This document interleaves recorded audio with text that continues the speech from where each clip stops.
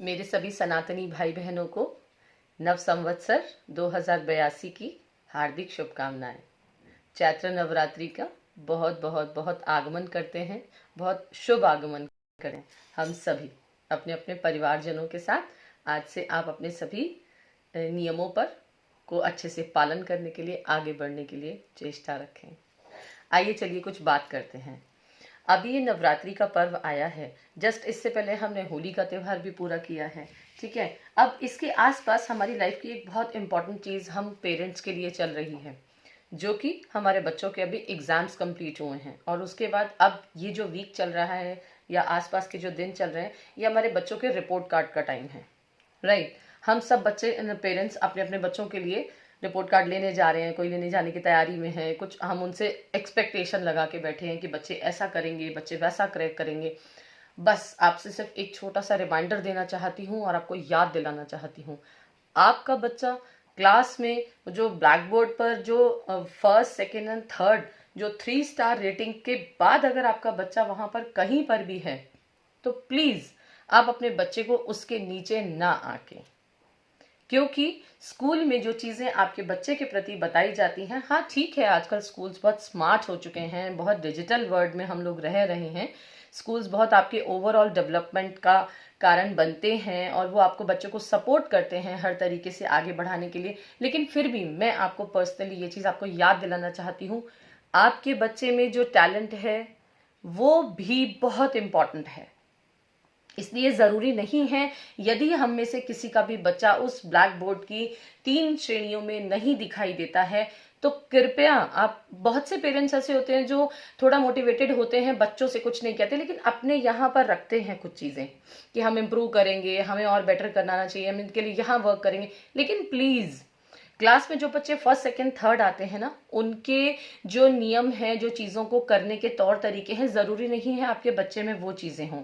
और जो कुछ पॉइंट्स आपके बच्चे में अच्छे हैं, वो ज़रूरी नहीं है कि उन बच्चों में हो।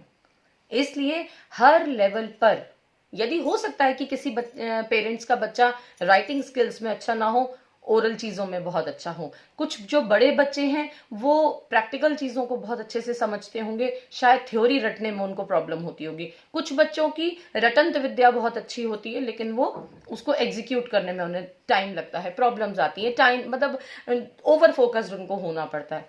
आप अपने बच्चों का साथ उनकी पोटेंशियल से दीजिए।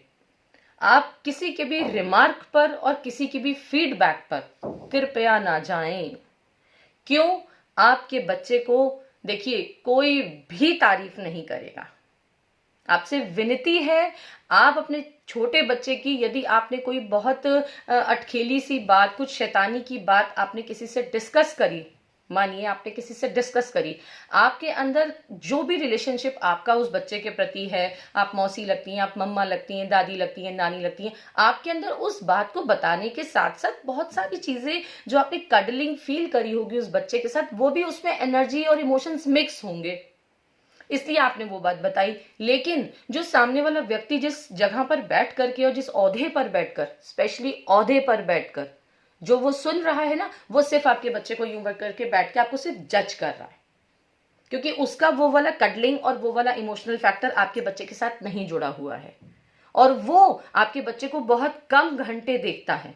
आप अपने बच्चे को उस रिलेशनशिप में रह करके बहुत लंबे आवर्स तक नोटिस करते हो, उसके आजू बाजू की एक्टिविटीज भी आप नोटिस करते हो। इसलिए प्लीज आज के पेरेंट्स से ये विनती है, अपने बच्चों के रिपोर्ट कार्ड्स को लेकर के बिल्कुल भी नेगेटिव ना हो।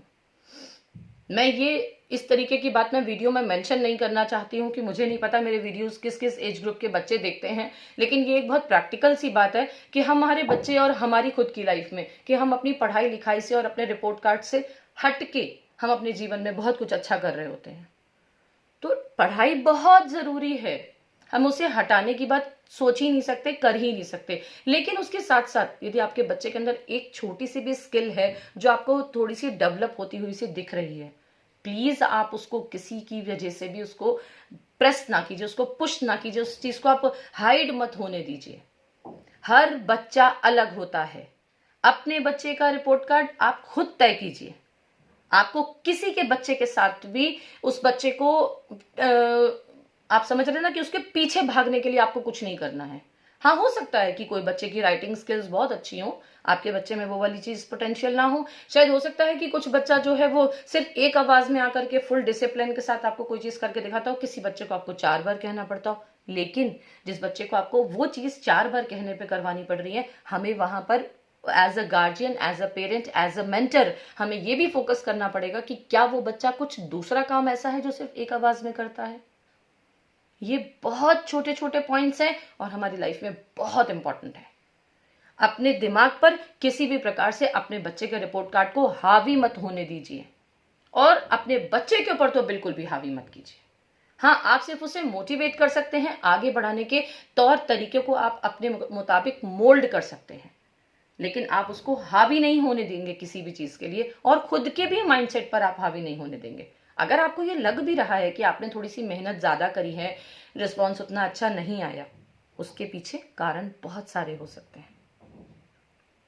सिर्फ आपके बच्चे का रिपोर्ट कार्ड एक चीज पर निर्भर नहीं होता, और जो नजरिया आपका है जरूरी नहीं है कि वो नजरिया सामने वाले बंदे का टुवर्ड्स योर चाइल्ड वही नजरिया हो। ये कोई आवश्यकता नहीं, कोई आवश्यक चीज नहीं है। समझ रहे हैं आप मेरी बात?